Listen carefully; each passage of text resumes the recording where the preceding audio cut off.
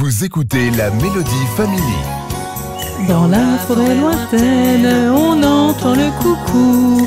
Alors Gilles, on va parler du coucou, mais c'est pas l'animal, ce n'est pas l'oiseau, on va parler du coucou, la fleur.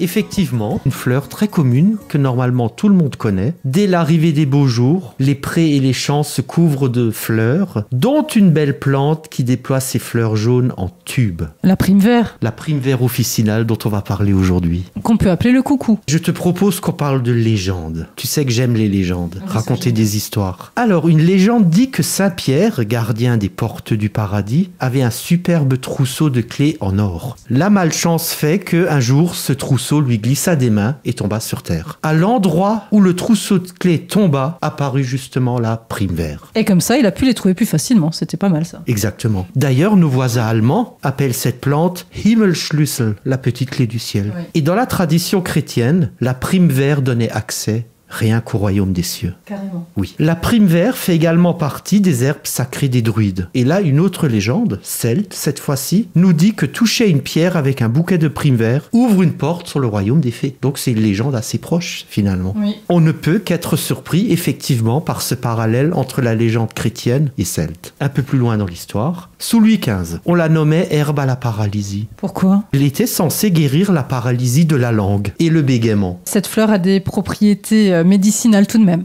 Oui, les fleurs, les racines aussi, pour la toux et les bronchites. Symbole de l'espoir, d'un nouveau départ, clé du renouveau, son habitat finalement des habitats très courants, prés, pâturages, bords de chemin, en a fait une plante très proche des hommes de la campagne. Ce qui explique certainement son fort symbolisme. Cette richesse nous rappelle que la prime vert porte en elle une part de notre humanité, notre lien avec la nature. Donc le bonheur est dans le pré si on prend la peine de se pencher.